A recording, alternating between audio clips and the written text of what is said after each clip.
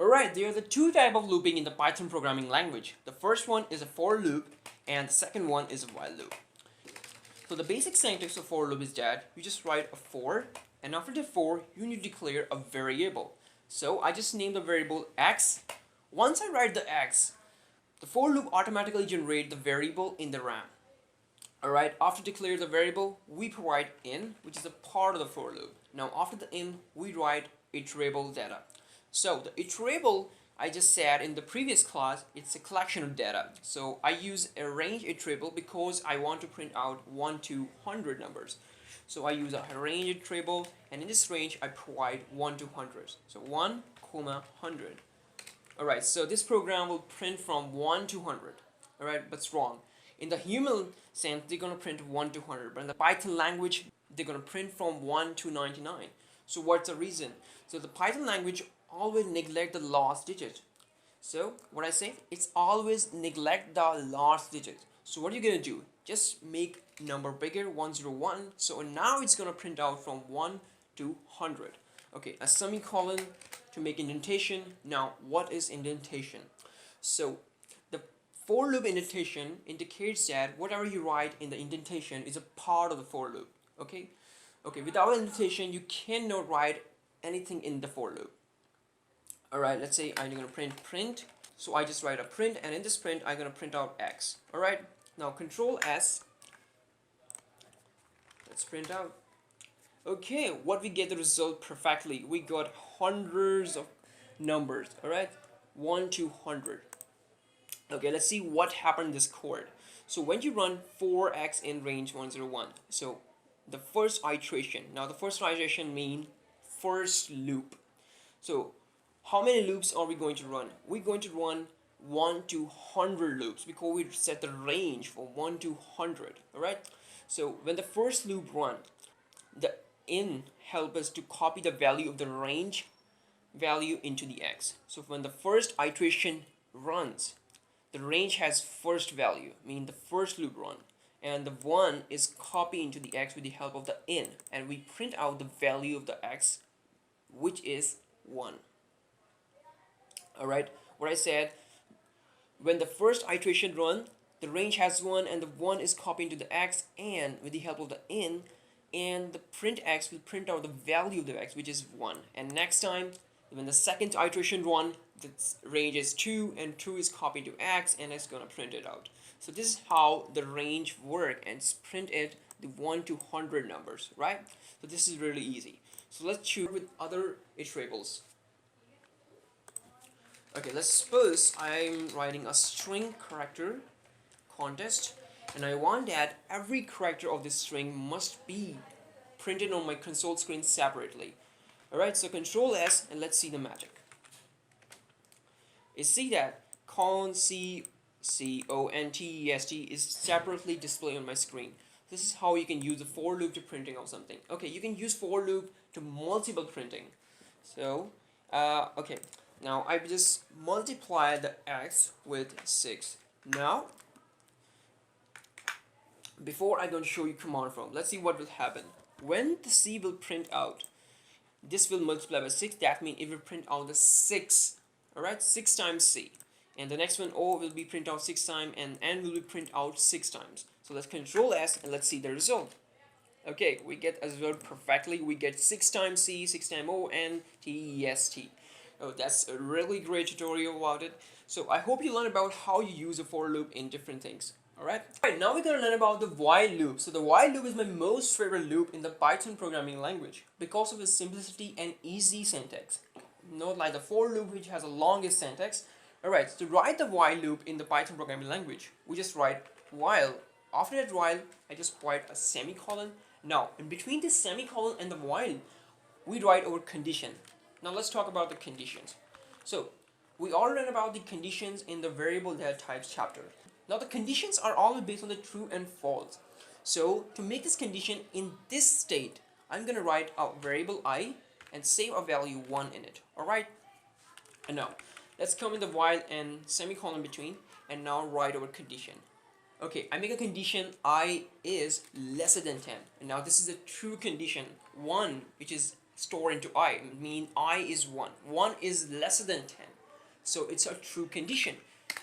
Okay, when the condition is true, I want that the Python run the print statement. Okay, now in this print statement, I'm going to print out the I value. Okay, now after the printing the statement, I want that Python add one number into the I is equal to I plus 1 help us to achieve this goal. Alright, now what will happen? So when the first iteration run, I is 1 is lesser than 10, and that's true. So the statement true is going to print out the print I, which is 1. I1 is printed, and in the third line, now the I is equal to I plus 1. So 1 plus 1 is 2. Now 2 will gonna save into the I, and when it go again, when the second iteration run, the I is 2, right? So the I2 is lesser than 10. That's correct. And it's going to print it again. And 2 plus 1 is 3. Now 3 is saved into I, and it go again back. So it's going to run again and again and again. So until they don't reach the false statement. Now the false statement is 10. Alright, so let's save and run our code. Okay, 1, 2, 3, 4, 5, 6, 7, 8, 9. So why don't print 10? Because 10 is not lesser than 10 and not greater than 10. So it's is equal to 10 also. So we can provide an is equal sign. Sorry. So let's see the result. It's gonna print 1 to 10. So this is how the while loop works. Alright. Okay, now we're gonna print some strings. So I just make a statement again 10, and now this time I'm gonna print out the string hello world. Okay, let's see the result. It's gonna print the 10 hello worlds. Okay, it's printing a hello world, hello world, hello world, hello world. Alright, so we can use an input statement in the while loop also. So keep practicing the while loop and for loop, because we use the while loop and for loop in the upcoming classes so much. Now in this video, we are going to learn about the nested loops. Now the nested loops are used in Python programming language when you want to use loops into loops. So this is all called the nested loops. Alright, so let's get started learning. Okay, I'm gonna make a while loop here. Before the while loop, I need also a variable. So I'm declaring a I variable storing value 0. And now in this while loop, I'm gonna make a condition. I is lesser than 10. Alright. So what is the basic purpose of this example? I'm going to print 0 to 9 numbers 10 times. And if you're curious how you can do that, so with the help of the nested loop, this job can be done. Alright, so let's start it. Okay, now I'm going to add an indentation. Now in the first loop indentation, I'm going to add I is equal to I plus 1. Okay, this will be the increment.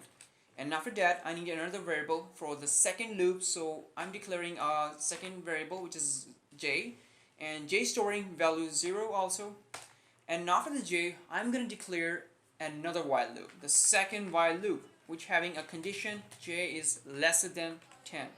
Alright, now the second while loop indentation will print out the value of the j. Alright, and after the printing, I want to increment the j value. So I'm going to add a j is equal to j plus 1 increment. Alright, so let's control S and let's see our result. Alright, so what is happening here is going to print it out the 0 to 9 numbers 10 times. As you can see that. Okay, so what is happening here? Let's see first. Okay, when I declare I is equal to 0 variable, and then I use a while loop, and now while loop set the condition I is lesser than 10. Okay, the condition is set and it's true right now. Okay, after the indentation declared, we get I is equal to I plus 1, which is the increment of the I, right? And then we declare a j is equal to 0 variable, and then we use a second while loop. Now, second while loop have a condition j is lesser than 10. And second while loop printing out the j values. And that means when the first iteration runs, I is equal to I plus 1, 1 is added into the I, right? And then j is equal to 0 variable created, and second loop is declared while j is lesser than 10.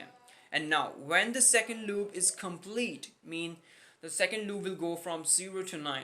J is equal to 0, mean j go from 0 to 9. We added our j increment also, and it's gonna print it out from 0 to 9 values, printing 0, then 1, 2, 3, 4, 5 until they don't reach 9. They stopped, then loops over.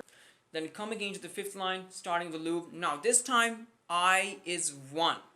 Okay, now this time I is equal to 1, and then it again launch the loop, and again while loop will start again because j is again 0. But if you remove the j is equal to 0, you only get 0 to 9.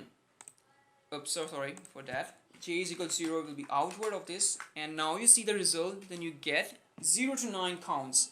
So why this happened? Because j already declared outside of the loop, mean we don't declaring the j again and again. That means once the j is reached 10, that means j is 10, and again loop long, j is 10 statement never true, and that means the loop will never runs. So this is how you can use the nested loops. So I hope you enjoyed this video, and I hope you understand. But if you don't understand this video, the upcoming practice video classes will help you to understand how you can use loops and nested loops and other break and condition we are going to learn. So keep practicing this nested loops, and I will meet you in the next class with the new video classes, and happy coding.